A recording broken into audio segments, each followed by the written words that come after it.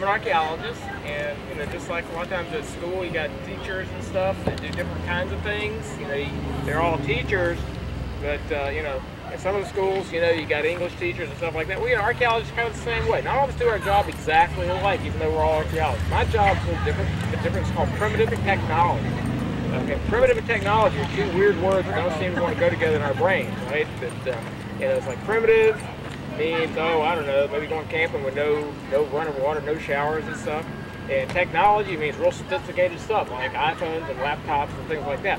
But the idea of primitive technology is kind of crazy, but what it does is it helps us to understand how people lived a long time ago.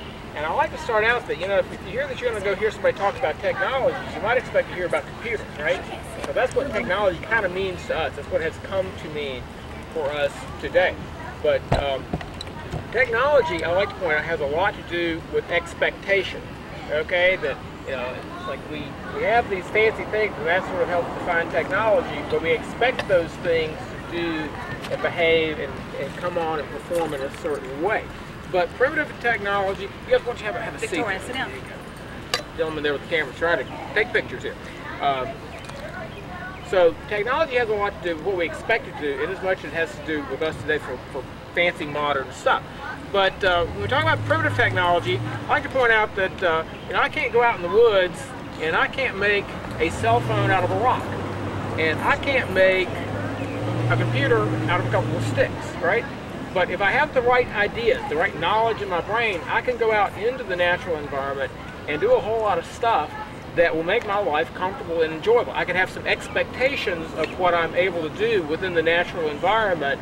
I can't do stuff that you can go to the store and buy necessarily, but I can make a lot of stuff that I need. I can make fire, I can make sharp tools, I can find water, build shelters, and do all kinds of things like that that will make my life comfortable and enjoyable under the circumstances. So that's what this is all about. It helps us to understand Native Americans. I'm kind of like the guy that, when we find artifacts and things left behind a long time ago, that other archaeologists say, hey Scott, we found a whole bunch of these flint tools, and we wonder what these tools are used for. And we know that you have used lots of tools like this. What do you think these tools are? Can you do some experiments and tell us? And that's one of my jobs. The other job is to talk to people like you. Now, this has a lot to do with just sort of outdoor skills, like being in the wilderness and stuff, survival and things like that. And that's kind of a three-part introduction to this that helps me to kind of get some good ideas across to you. And we'll talk about all three of these things as the session here goes on. But, all right, when you're out in the woods, you don't have to do a whole lot of stuff before you realize that you need a couple things. A knife, something sharp to cut with. When you're out there in the woods, there's all these things you might need to whittle on, you might need to cut up your food, cut bark off of a stick, something like that. So you need a knife. Everybody knows that. You might not have your regular knife. I've got a sheath knife, but I might not always have that with me. Nice to know how to use other stuff to make a knife. Fire. Everybody's pretty well clued in that a fire is a really important thing because you can stay warm, have light, cook food, but you can also sterilize water, and you can keep animals away from you at night with a fire. So fire is an important thing, but those are not real hard to understand. The third important thing, though, that doesn't often look real important has to do with stringy stuff. More specifically, string. All right? And people go, wow, what do you need string for out in the woods? You got your knife and your fire, what more do you need? Well, tell them you need some rope or some string. And I tell them, well, the reason is, there's no real good answer for this, but the reason is, you can do everything else with cordage. Cordage is a big word that encompasses all your rope and stringy stuff. I tell people, well, maybe you got some food, you need to tie it up in a tree somewhere to keep animals out of them. That's the best way to keep critters. And I'm not talking bears, so we're talking about raccoons and possums, just like to go through and be a nuisance and get in your food. Tie it up in a tree. If you don't have any rope, you can't do that. You put a few branches, a few sticks you found in a fork of a tree to make yourself a shelter so you don't get rained on. Well, that's pretty good. If you can tie them together a little bit, they'll keep the wind from blowing everything apart if we get a big windstorm coming through. If you want to make a bow drill fire like we'll do here in just a few minutes, you need some string for that. If you make some string, you can make a snare to catch a critter to eat. And you can also, once you make enough string, you can make a net. And you can catch land animals, rabbits and stuff in a net. You can also catch fish in a net too. So stringy stuff is real important. And the rule is that stringy stuff makes string. Right? And there are three kind of groups of things that we can talk about here, three broad categories of things to make string. First thing is things with long, sort of leathery leaves that are kind of like string already. Cattails, remember what a cattail plant is? It looks like a corn dog growing in a swamp. All right, cattail leaves are good. This is a yucca leaf right here. Yucca is a thing that has long, sort of leathery, skinny leaves. A lot of them here in the southeast have a real sharp point on the end, so you got to be careful of them. But this is just a real nice little floppy one right here that I found.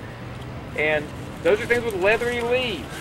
There are things, little herbaceous plants, and that's just a fancy word for weeds. All right, a lot of weeds, things that come up once a year and then die, either from a permanent root or from seeds.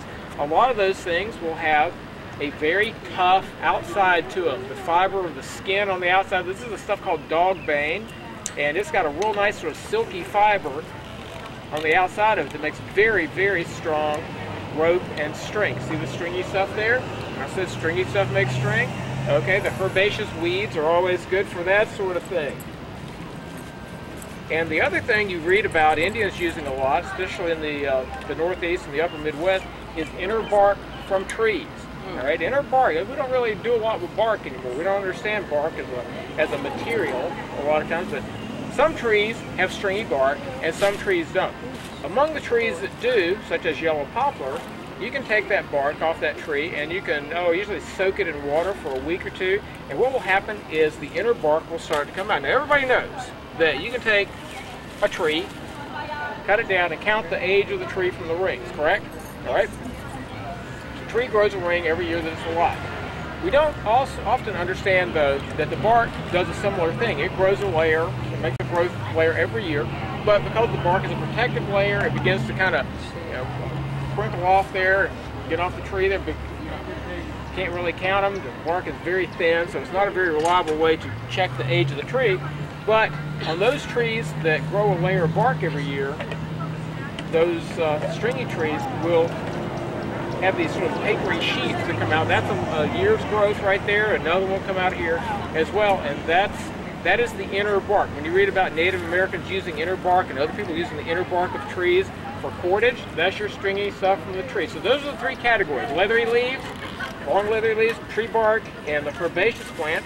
And I'll just give a quick little demonstration of how this goes, because it's just kind of cool, and I think it's necessary information, even though it's not as exciting as fire and weapons and all that kind of stuff. But you can use this yucca leaf like it is. I can twist it and make it stronger, make it hold the knot a little bit better. I can take that and tie a shelter together, a couple of poles to make a shelter out of or something, just like it is. And I can tie them end to end and make a longer piece. That'd be kind of sloppy.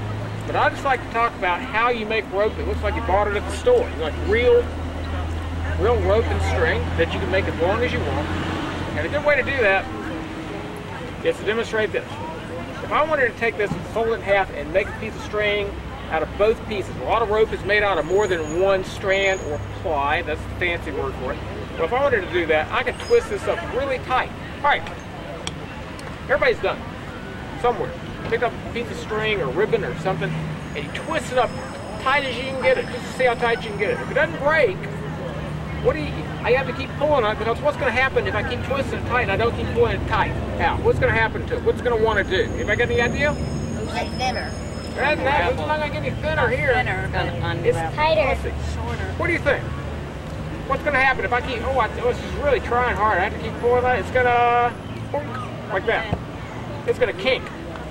Oh boy, that's not real impressive though, but I'll tell you what, that's an important little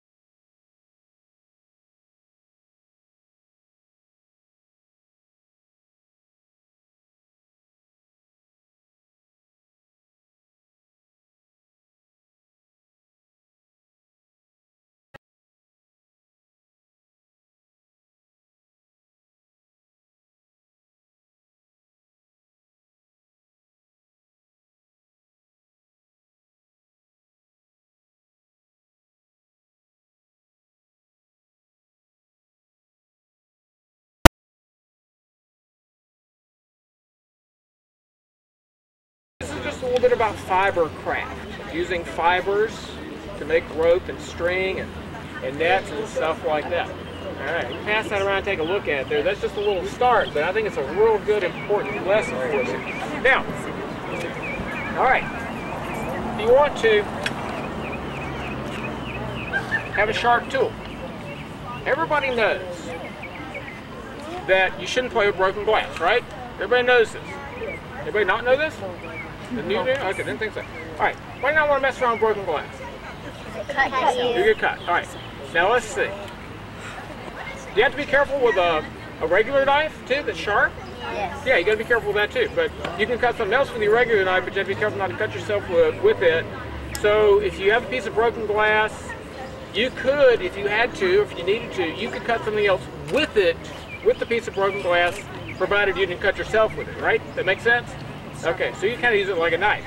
All right, now, there are glassy rocks around. This is not a rock. This is a piece of man-made glass right here. Just a real cool piece. This is obsidian or volcanic glass from out west, okay? Now, glass is really good stuff because it will cut you, just like your mom and dad have told you. But just got to be kind of careful with it so that you don't cut yourself. Now, we don't have this stuff here. We don't have obsidian here. We've got lots of other kinds of rocks here in the southeast, like quartz that you would see a lot of the arrowheads made out of here. We have other things, plenty rocks called chert around here, C-H-E-R-T, and this is just an example of a piece of chert. All these rocks, the rocks that you make arrowheads and other stone tools out of, have a couple of things in common. They break in a way that is predictable, and they break in a manner called a conchoidal, break what we call a conchoidal fracture. Now, conchoidal is from the same root word as our word for the conch, a marine shellfish, and conchoidal, because we're talking about, you know, shell shapes and stuff like that, means shell-like or shell-shaped. Now, on this piece of obsidian, you can see a conchoidal fracture right there. That's a real good. It looks like a shell almost on that piece. I've just been using that one all day long. All these rocks, to some degree, have a conchoidal fracture, and it means that I can chip them predictably to make stuff out of them. And in doing that, I can make not only arrowheads, but a lot of times there are other tools that you should make, you should learn how to make. And I'm going to take and knock a chip off this piece right here. Okay? And just like a piece of broken glass, that flint flake right there, it's a little wavy, but that's a nice, almost regular modern knife edge right there. Now on an arrowhead, because you have to shape that edge, it's chipped so it has serrations, like a steak knife, little teeth on there. So these are very different kinds of tools. This thing could be used for one thing, and this would be used for something else. And if I were going to go out in the woods and make tools out of stone, I would look for something that had good conchoidal fracture, and I would be able to do all kinds of stuff with that, just like I could a modern knife. This is what's called a flake knife. This is not an arrowhead. Same material, same stuff, but this one has not been shaped or anything else. Now, to make an arrowhead, you chip around the edges. You might make a way to tie it on to a handle. You make those serrated edges, and you can use it for different kinds of things, for sawing and cutting meat, but this one's much better for whittling and doing other stuff with it. This one takes a lot less time to make than something like one of these guys right here. So these are great for tying on the end of a handle or a stick or a shaft to go hunting with, but a flake knife is the best sort of edge you can get for the least amount of work. So that's just an example of how you might make a stone tool from a suitable kind of flinty rock right there. Now, the third thing, we talked about stringy stuff, having rope and string. Talked about sharp things. We know we need a sharp thing. And what was the third thing we said we needed? Anybody remember? Fire. Fire. Okay, now fire. Fire's real cool. I like fire, talking about it, everything else. So we're going to talk about fire here for just a minute. Now, people sometimes see me chipping arrowheads, and they go, "Hey, that guy's trying to make fire with those two rocks." But you know, it is virtually impossible to get big enough sparks from two rocks to make a fire with. People say, "What's your favorite way of making fire?" I go, "This right here." Hey, Favorite, yeah. by far the easiest. Yeah, but easiest, yeah. But, okay. to make a fire though, most people in the past did not use 2 rocks to make fire. Now, I'll kind of digress here just a little bit. Once people discovered metal, and we discovered iron, that by using a little bit of burnt bone, borax, and some other stuff, we could actually hammer a little bit of that carbon, the calcium carbonate from the bone and stuff, into that iron to create steel. We found that you could take and make really big sparks. Okay, that's called flint and steel, but you know, once you get into this stuff, we're not talking about Stone Age people, we're talking about folks who got metal, right? So that's a more modern kind of thing. So flint and steel fire is real cool. It's a good frontier technique for fire making. But back in the past, a long time ago, people didn't use 2 rocks. More often than not, they used 2, what? Sticks. All right, everybody's heard that, right? Make fire with 2 sticks. All right, I'll tell you what. If you're like me, when you heard that, you went out in the yard and you got 2 sticks, and what'd you do with them? Everybody do that? Everybody tried that before? Yes. What happens when you do that? Get tired. Get tired. Nothing. Yeah, there's not a real good answer to that. Get tired and nothing are real good. All right, but if you rub real hard, your sticks kind of get warm, right? Yeah. Everybody do this. Put your hands together and rub. Rub hard like you mean it. All right, what happens to your hands?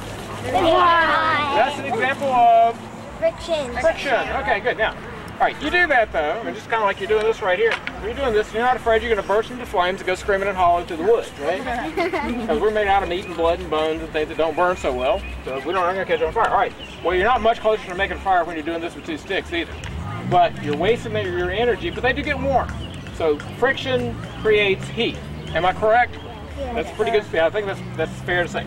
All right, make a fire this way. You put 1 stick on the other one, and you concentrate. You're wasting this energy, but if we concentrate it all in a smaller place, on the end of 1 stick, or on the inside of a hole, on the other piece of wood, we actually are able to make a fire this way. We will here in just a minute.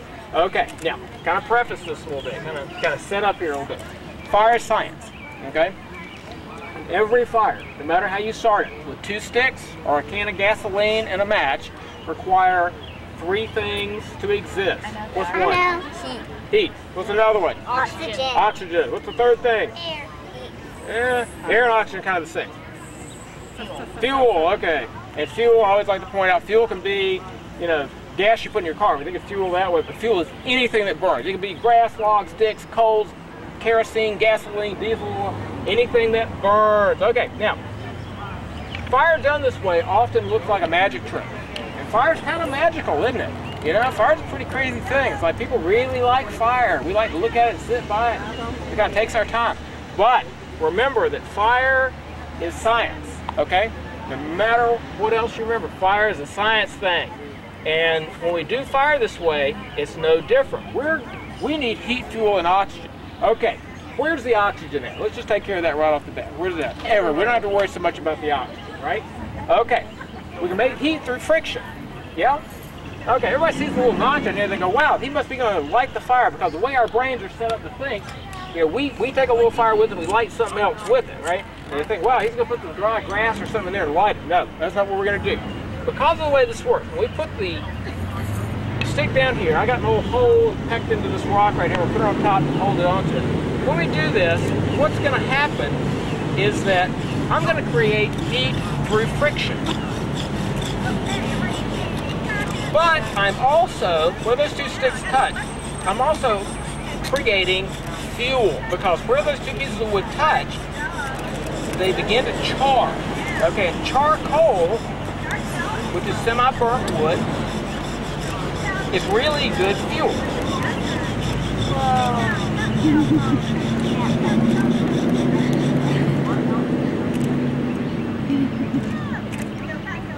Let me do a little bit. Make sure I got it. There we go. All right. And what happens with these 2 pieces of wood is the end starts to char, the inside of the hole begins to char, and like charcoal out of a campfire is softer than the wood that it started out as. You can crumble it up with your fingers. Charcoal is really soft, and it will grind these 2 sticks up. This spindle gets shorter every fire I make, a little bit at a time, not much. Can't hardly tell. And the hole gets deeper and deeper because you're actually grinding up a little bit from both pieces of wood. Now, as you do that, that dust from the two pieces will fall into the notch right there and create a little tiny bit of fire. Now, because the fuel is charcoal powder from the two pieces of wood, it's not going to burst into a great big flame by itself. But that's our little starting fire right there. Okay, I got some tinder here. Probably got it burnt enough on the inside to be good. We'll catch fire easily. We're going to dump this into the tinder. We're going to give a little bit extra air.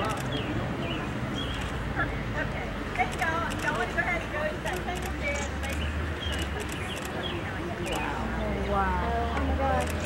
That's awesome. Yeah, it's pretty cool. And then, of course, if you take one of those things away from your fire, what happens to it? All right, what did I take away from it? Oxygen. All right, see there? It's still science, even when you do it with two sticks, isn't it? All right. Now, a little something else here. We're going to talk about a few weapons here. Okay.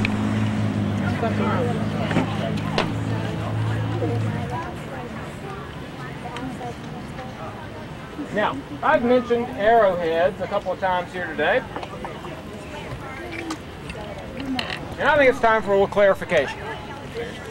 For something to be an arrowhead, it needs to be attached to the end of an arrow. Okay? This here is an arrow. This here is an arrowhead. Okay, so that's really an arrowhead. Now, if it's a great big thing, you might say, well, that's probably on the end of a great big spear. So that's a spear point. Well, a lot of the things we find in this part of the country are kind of medium sized. Now, I made all of these, but you know, Indians around here made these in all kinds of sizes and shapes, but we find these things in a bunch of different sizes. And the ones that are in between sizes, it's not so easy to say, well, that is an arrowhead or that is a spear point. Well, archaeologists have a name that's kind of correct for all of these. These are all on the end of something, either an arrow or another thing that you're going to project with your bow, your hands, or another weapon. It's something that you want to eat or something that wants to eat you in some cases. And the name for all these things, therefore, so that you're correct, if not always very specific, is projectile point. That way you're always right, no matter what. Projectile point knife is another way they say, because these were often used as knives, but projectile point is a good all-purpose name for these sorts of things. Now, the reason we need something besides arrowhead is because here in this part of the country, most of these things were not on the ends of arrows, but they were on the ends of big, long, arrow-like spears like this. These spears were often equipped with removable, short wooden foreshafts right there, so because these were also used as knives. Hard to use a 6-foot-long knife, isn't it? You know, take it out, do something with it, cut something up, stick it in, and go hunting with it. If you throw it and break it, you pull it out and replace it then too. But these big spears, arrow-like spears, were not used with a bow. They weren't used with your bare hands or thrown like that. They were used with another device, another weapon called a spear thrower or an atlatl. Okay, a little quick arithmetic here. We'll kind of get the culture mixed up with our math just a minute here, because Native Americans were here for about at least 12,000 years, okay? Now, a little quick information here. The bow was invented about 2,000 years ago. So how long of a time period were people here before the bow and arrow was invented? 10,000 years. A long time to be without your bow and arrow, isn't it? All right. Well, for that time period, during that big long period of time, every Indian in America used some sort of version of the spear thrower. It's also called an atlatl. Everybody say atlatl. Atlatl. Okay. And if you come here, 5 or 10,000 years ago looking for Indians using bows and arrows, it'd be a little bit like coming here 200 years ago watching for George Washington driving a car. You'd be looking for the wrong thing at the wrong time. So, every Indian in America used the spear thrower or atlatl for a long time. The way it works, I'm just going to go through the motions before I throw the spear. Joe's down there waiting on me to throw so he can do the fetch and retrieve for us here. The hook on the end of the thrower. So, stick about as long as your arm. So the hook fits into a hole in the end of the spear, so that when you throw it and let go of it like that. And that makes it go really far. Now, the atlatl itself is a stick about as long as your arm. So when I use this thing, my arm is about twice as long as my natural arm would be. Now this is what we call an exponential increase in power. Because if I had my arm twice as long, if I was just sitting around thinking, I might say, hey, I should be able to throw a spear how many times further? Twice as far. But that exponential increase means that you can throw something about 20 times further and harder than you can with your bare hand. I'm going to give a live fire demo here. I'm going to step over here so I can get a clear shot out there where Joe's standing. Joe's an ex-Marine. He's a tough dude, so he can handle this pretty well. He's not afraid of a few projectile weaponry things. All right. There's all the cars are gone. Get a clear shot out there. I'm going to cut down. Here, hold up.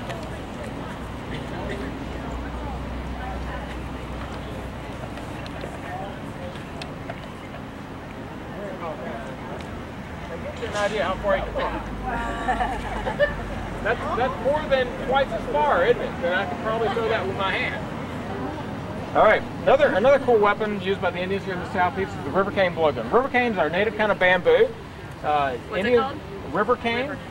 And Indians here use this for thousands of years, much like people in Asia have used bamboo for thousands of years as well. They made arrows, all kinds of shafts, blowguns. They built their houses out of it. They made baskets out of it. All sorts of stuff. It's a real important resource. But they would take a piece of it, haul it all the way out. Then they would carve the little arrows or darts from hard wood like oak or locust, or they would split a big piece of cane and use the individual pieces, whittle it out like bamboo skewers out of there. And then for the fletching, the fuzzy stuff on the end to make it so you can blow on it and come out the other end real fast, they would use the down from a plant called thistle. Thistle is a thorny little plant that has sort of upright paintbrush-shaped flowers. There's several kinds blooming on the side of the road right now. Those paintbrush-shaped flowers ripen because these things are the composite family related to dandelions and daisies. The flowers open up when they're ripe, and the seeds are dispersed on the little fuzzy parachutes from this. But the Indians figured out they could save the thistle down, thistle pods unopened, and the down inside of them by putting them in clamping them into a split stick so they wouldn't open up. And when they wanted to make a blowgun dart, they'd take a few of those and in a special way tie those onto the end of the blowgun dart and make it so when you put it in here, it kind of squishes up inside there and you blow on it. It can't come back out. People say, what happens if you inhale? Nothing, because you tear the dart up trying to just get it out here because of all that stuff's pointing backwards in here, and you physically will just shred the dart trying to get it out of there, so it can't come out. Now, another important fact about this is that here in this part of the country, we see on National Geographic Channel and stuff, people in tropical parts of the world using poison darts for hunting larger game with smaller blowguns because the poison's doing a lot of the work. Here in this part of the country, none of our critters, no frogs, no spiders, no grubworm, none of the things that people use in other parts of the world, no tree sap that we have here has the right stuff on it to make a poison dart. So the killing power of this weapon comes purely from how hard you can blow it out the other end. So you're kind of limited in what you can kill, but it's good for small critters. You don't want to tear them up too bad if you're going to eat them. You don't want to shoot them with a big old arrow or something. One of these is about all you need. So you're limited to small stuff like squirrels, birds, rabbits, and things like that. You go out into the forest, or after people started farming here, probably, and Michelle, you might want to move, you and Joe both. I'm not real good with this thing. You see the fear in my eyes, right? There's that Go out marine there. thing coming out again. And after you start farming, not only are you going out in the woods hunting little critters, but Thumper might come along and try to take a nibble out of your corn patch. So he's fair game too at that point. So you go out there with your blowgun. Boy, I missed that one, didn't I? Big time. Got him at the tail. He's going to run around in circles. Much better.